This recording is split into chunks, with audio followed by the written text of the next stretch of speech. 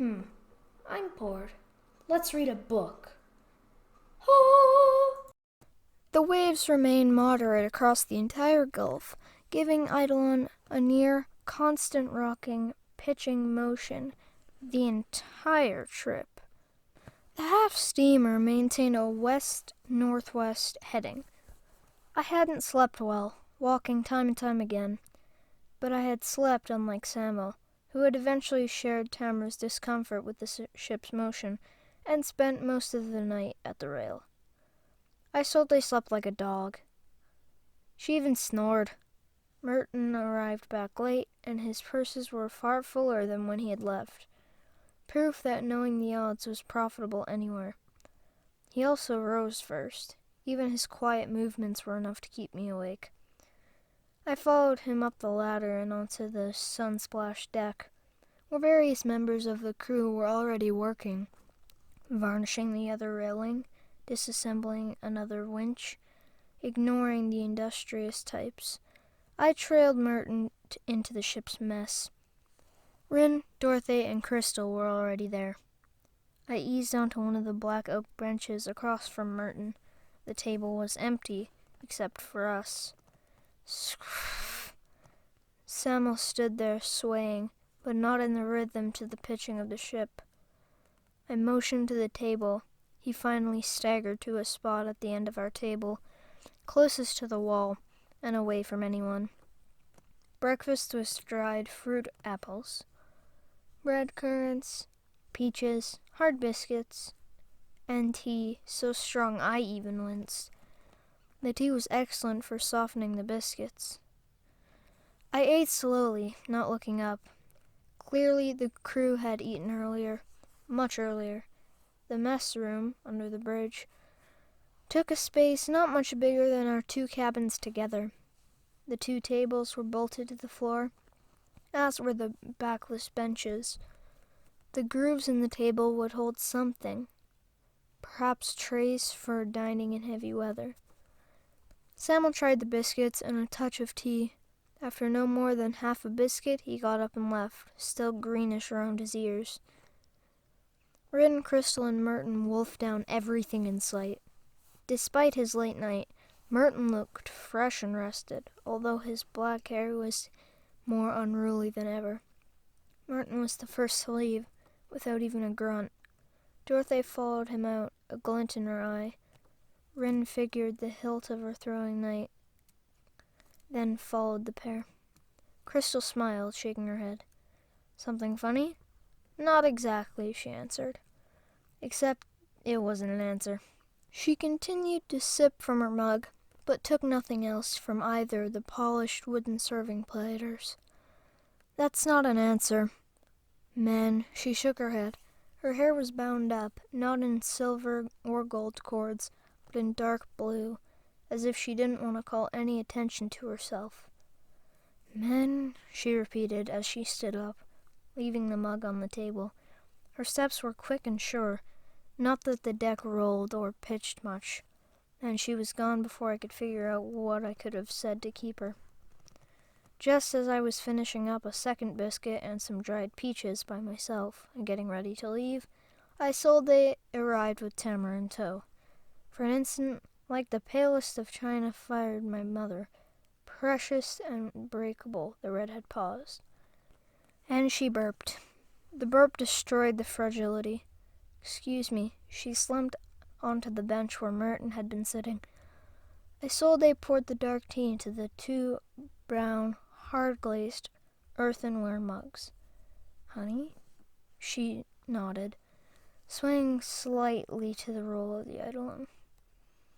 I had down the last of my mug and looked around for a place to leave it. Don't leave just yet, Laris. Where would I go? Tamara sighed. Isolde glared, and I raised the empty mug to my lips so I didn't have to look at either for a moment. Then I took the heavy teapot and poured another mug, dumping in a large glob of honey from the server, and an iron-gray squat pitcher that matched neither the mugs nor the teapot. You're quite a pair, began Isolde, her voice matter-of-fact. One of you believes that success lies in accomplishment, The other believes that having answers will explain everything. One of you hates privilege but covets it desperately. The other has it and has rejected it unthinkingly. Tamara and I exchanged glances. They're both in for some real surprises. Isolde took a deep swallow of the tea and pulled a pile of mixed fruit off one of the mostly dried apples. Next came some of the squarnish and crumbly biscuits. The guide in the faded green jumpsuit alternated fruit, biscuits, and tea. I drank more of my own tea, bitter even with the large glob of honey I had dropped into it. Tamara nibbled at a biscuit, sipping from her mug enough to be able to swallow the crumbs she had placed in her mouth. Without a colored staff, she dressed just in dark gray. She looked washed out like a limp china doll. Finally, as the silence dragged out, I put my half-empty cup into one of the holder slots in the center of the table and stood up, glancing from Isolde to Tamara and back, neither looking at me, and neither said anything. Isolde just kept eating, slowly and methodically. Tamara stared at the smooth brown wood of the table beside her mug. I almost paused to see if either would say anything, but kept moving. Outside the main deck, the wind had picked up and whipped through my short hair. My steps took me toward the bow, where I stood in the sun watching my back, and the wind carrying spray from the crests of the dark blue waves. The Eidolon didn't exactly cut through the sea, nor did she lumber. Just like Isolde, the ship was efficiently matter-of-fact. That solidity was helpful, because my thoughts were anything but solid. Me, a potential order master, born to privilege, convinced that answers would solve everything. How could I even decide what I wanted to do without knowing? Talrin, Kerwin, my parents, even Isolde, they were all just saying everything was obvious, that I was blinding myself, and that I just had to choose. Choose what? What did it mean? Eternal boredom if I chose order, early death if I chose chaos. For what I already saw, the alternatives weren't exactly wonderful. The Eidolon pulled into a bigger than normal wave, the spray from the impact almost reaching the railing where I leaned. The ship seemed quieter. Of course, the paddles were silent and the steam engine was cold. While the wind held, the captain didn't need to burn the coal. I wondered if my belated recognitions were typical, that I didn't see things obvious to others until later. May I join you? I jumped. Tamara stood almost next to me, not quite so pale as breakfast. Fine. You look worried. Her voice was softer, but still carried an edge. Did I really want to talk to her? Ever since I'd started Danger Girl, she'd been a witch. I sighed. What would it cost me? We weren't exactly going anywhere, and she certainly wasn't boring. Yes, I guess I was. You know, you didn't know your father was a High Temple Master. No, I'm sorry. Her words didn't sound sorry. You don't sound sorry. Do we have to fight? She asked. No. But do you have to doubt everything I say or do? It's hard. I look at you. You had everything. And what? She didn't answer. Instead, she leaned on the rail next to me and looked at the waves. Silence and the swishing of the sea were preferable to a dubious discussion, so I watched the water too. Laris? Yes? I'm sorry. For what? Why do you make it so hard for me? Her voice was tight again. I thought for a moment, biting back what I really wanted to say, that she was a conceited witch who wanted to ruin the entire world. But what good would it have done? The spray almost touched the edge of the deck. I watched the waves for a while, and she watched beside me. Finally, I tried again. Do you remember when we met? The first thing you said was something like I was a sorry sight. When I was learning staff work, you took the first opportunity to beat the crap out of me. I looked back at the water, wondering if I'd said too much, wondering why I'd even bothered. Oh, she actually sounded taken aback. I felt like she was surprised. I shook my head. You don't make it easy either, you know. Her voice was quiet. I could barely hear her above the waves, the whisper of the wind and the creaking of the ship. What did I ever say? I asked. That's it. You never let anyone see you. You're bored. You're very polite. And we all know what you feel. That's why no one can get very close. Not even Crystal. And she wanted you a lot. Crystal? She was older. Only said she needed a friend. You're upset again. I glared at the waves instead of Tamara. And angry. Why do you push me? I asked. Because I'm scared. And you're scared. Scared? Me? Yes, you, Laris. You're scared. Scared crapless. No matter what you say to yourself or anyone else. The Eidolon lurched, and a sheet of water sprayed past me, leaving me with wet hands and a tighter grip on the railing. Scared?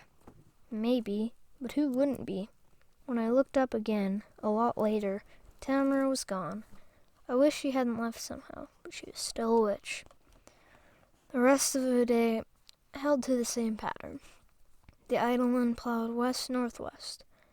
The wind held, the crew kept working on repairs, Samuel stayed seasick, and Isolde and Tamara avoided me. The crew avoided us all, except to ask brief questions of Isolde. We ate bread, cheese, fruit, tea, and after the crew did at midday. I walked the deck, studying the ship, how it was put together, trying to sense the underlying patterns, the forces, the stresses.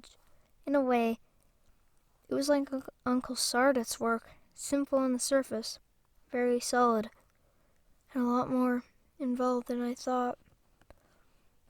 Tracing the flow of the woods, the way the masts were stepped, the flow of the hull and the timbers and braces. That was easy. The metals were harder, especially the mechanical stuff. The belch of the engine and the acrid scent of burning coal broke me away from trying to feel how the stem and the bowsprit were joined. Flap, thwip, aloft, some of the crew were furling sails. Not all of them, but the mainsails. A line of green hills had stretched southward off the bow on one side, opposite of where I had been sitting, propped against the forward hatch cover.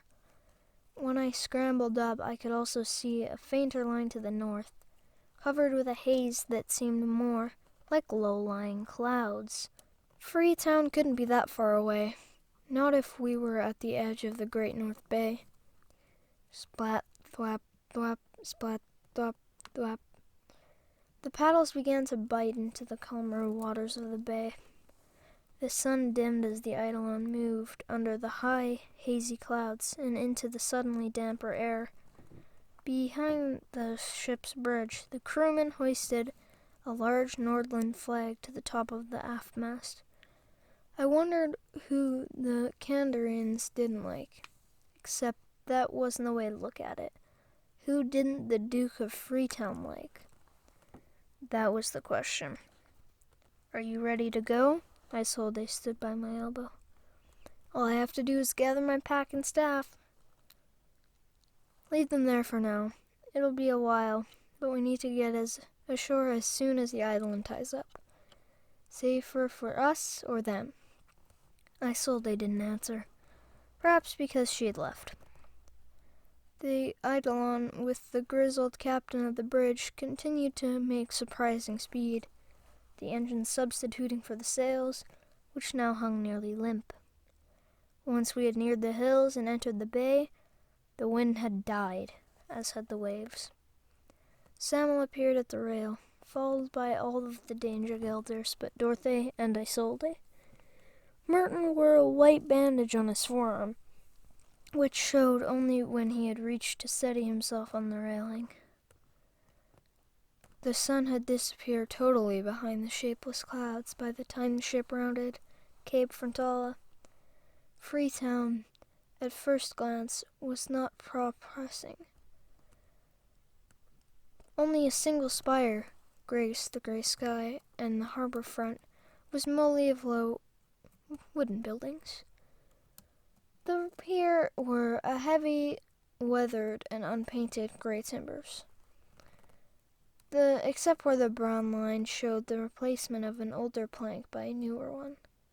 "Get your gear," Isolde, now wearing solid black and looking grim, was walking towards Samuel.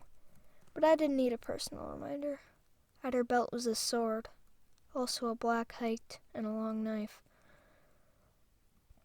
In the short time it took me to go down the ladder and claim cloak, pack, and staff, the Eidolon was jockeying up to the pier, where a handful of figures waited. "Tax guards," muttered Merton. For whatever reason, he stood nearly next to me at the railing. "Tax guards? The Duke wants his cut first." "Of everything?" "Everything. Isolde will have to share out a gold penny for each of us." "We have to pay to come here?" "Terrible, isn't it?" Merton smirked. "I hadn't thought about that. Will we have to pay entry taxes in other provinces?" My stock of coins was looking less and less adequate. "Danger gelders!" called Isolde. I turned to see her motioning and following her gestures. Someone wanted us off the Eidolon as soon as possible. The gangplank was barely in place as we lined up and walked down. A pair of seamen were trying to tie the lines to the bollards on the pier.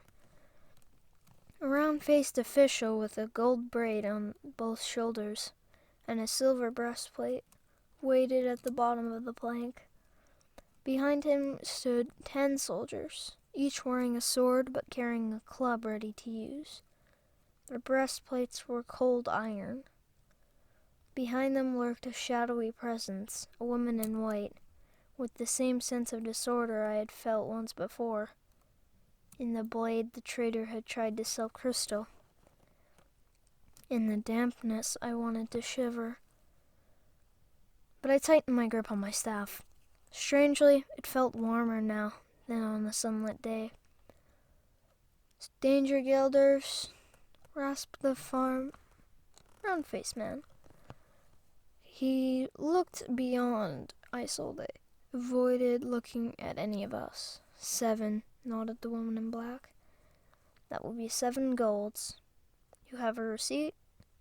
The round-faced man looked to his right, where a thin youngster scribbled on a tablet, then handed the single sheet to the tax agent. Isolde offered the coins and took the receipt. "Weapons? Nothing except norval staves, swords, knives, and a few pistols. All for personal use." "Magicians?" Isolde hesitated briefly. So briefly I doubt the official caught it, before answering. "No magicians. 2 blackstaffles. That's another 4 golds." "Since when?" Isolde fixed full concentration on the official. The round-faced man said nothing, but his forehead was damp. Since this afternoon, perhaps?" "Magistra, it has not been a good year. Additional duties are not in the agreement." The round-faced man swallowed. His forehead was clearly wet now, and not from the dampness of the afternoon. He swallowed again. A soldier, his iron breastplate bearing a 4-pointed star on the upper left, eased forward from the armed group. Isolde shifted her weight ever so slightly, and I imagined she was smiling, although I could not see her face. I wedged as I was into the narrow space, just as the foot of the plank. Merton was in front of me, breathing noisily. Crystal's hand was on the hilt of her braid. The Duke has insisted, has he? Prompted Isolde. With your head on the line?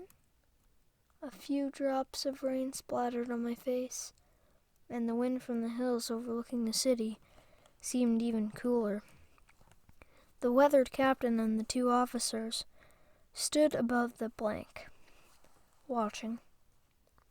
All three carried halberds I didn't even see during our passage. Watching. Clearly, we weren't accepted back aboard. No, Magistra, but the needs of the duchy, then I demand the right of instant trial. Isolde took a step forward, and the tax official squirmed backward. Merton looked at me. I looked back. Right of instant trial? Our lectures hadn't covered that. But, protested the official, you wish to repudiate your own laws? Asked Isolde softly. The man shook his head mutely. I jabbed Merton in the ribs. Move, we're too crowded. I tried to whisper, but Tamara looked around, ran into Merton and glared at me. I shrugged and rolled my eyes. She shook her head, but edged outward. Who represents the Duke? Demanded Isolde, ignoring the shuffling of our movements created. Her voice cut like a knife. I do. The soldier who stepped forward was the one who had moved earlier. He topped any of us, even me, by half a head, and Isolde by more than half a cubit. His face was lean, clean-shaven, and unscarred, but his short black hair bore traces of silver, and his eyes were flat and lifeless. Blood or death? Asked Isolde. It has to be your death, Magistra. You are an outlander, and death is prescribed if you fail. I was talking about you. Isolde's voice was cold enough to make the tax official scuttle back further.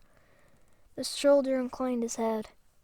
That is your choice, Magistra, but I will fight until I cannot. That is also prescribed. His voice was polite, but rough, as if unused.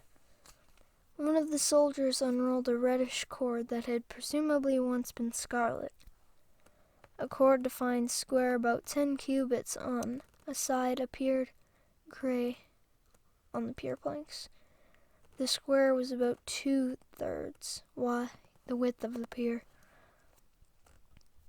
Two soldiers took positions with unsheathed swords at opposite corners.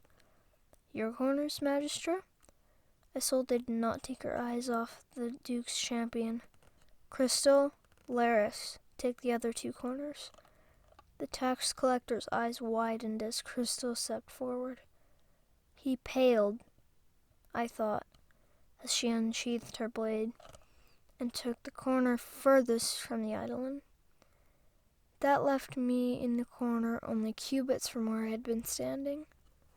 The wood of my staff was almost uncomfortably warm. Blackstaff, murmured one of the soldiers in the guard group, which had retreated to the shore side of the pier, as if to block our way to Freetown. Are you ready, Magistra? I am sorry for you, Duke's man. Isolde sounded sorry, yet I wondered why she felt so confident. The whole thing was a setup. The man had to be the best in the Duke's forces. Are you ready? Yes. They both stood for an instant, blades out. Isolde's back was to me. The man's blade flashed, impossibly quickly, yet, in scarcely moving her own blade, Isolde somehow deflected the attack. The blades caressed, never meeting directly, edges sliding against each other. Clank, thud. The Duke's champion lay face down on the pier, separated from the sword and life. Just as suddenly as it had started, it was over. The tax collector's mouth hung open. So did those of the other soldiers. I held my staff ready, wondering what would happen next. I trust you will record that the Duke's proposed tariff on blackstaffs has been nullified. Isolde's voice had reverted to merely matter-of-fact tone. at least as chilling as the coldness she had conveyed moments earlier. Yes, Magistra. One of the two soldiers who had served as coroners began to reel the faded Regis cord back into the spool. I stepped aside, but continued to watch the remainder of the squad. So did Crystal. Two others hoisted the body and began to carry it towards the horse-drawn wagon that waited at the causeway at the end of the pier. Another retrieved the sword. The thin youth scribbled something more onto his tablet, and the tax collector wiped his sweating forehead with the darkish cloth. You understand, Magistra. Duke Ulrich, we only serve his requirements. Isolde nodded briskly. Convey our best wishes to the Duke. We trust he will wish to continue maintaining the agreement without further attempts at one-sided changes. Yes, Magistra. He backed away, then turned. The soldiers followed him back down the pier. No one looked in our direction. I looked at Tamara. She raised her eyebrows. I nodded. We both knew. For whatever reason, it had been attempted setup by the Duke. And the Brotherhood had known. I suspected Isolde was one of the best the Brotherhood had. And that was scary.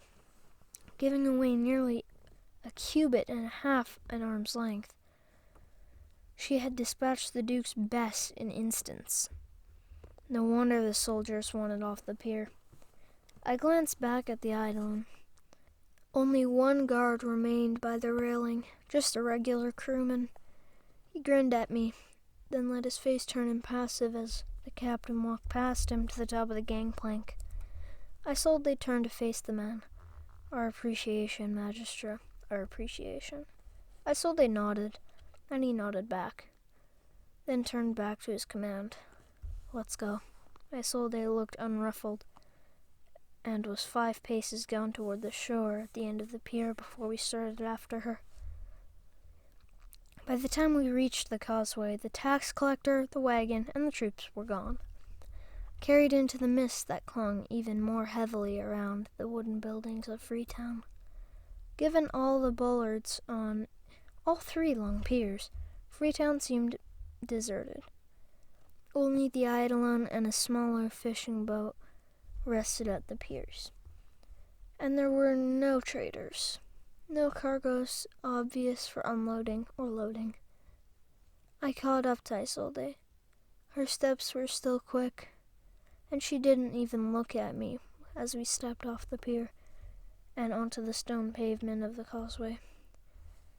Will your success teach the Duke anything, or will this embargo, whatever it is, go on? Who knows? For the first time, her voice sounded tired. You didn't want to do that? Laris. The exasperated sound of her voice was more effective than any explanation. Oh, that's right. Now we need to get to the Traveler's Rest before the Duke gets any more ideas. We'll turn at the next street, if you can call it that. The buildings looked almost ghostly in the dim light, and a heavy fog and mist. Every so often, an oil lamp peered through the gloom, or a single person scurried away from us. Tamara had caught up and walked beside me as we followed Isolde up the street, away from the harbor pier. Every step seemed to echo, and no one said a word. We just kept walking. Thanks for watching. If you enjoyed this, please like, comment, and subscribe, and turn on notifications so you never miss out on any of these videos. See y'all in the next one. Goodbye!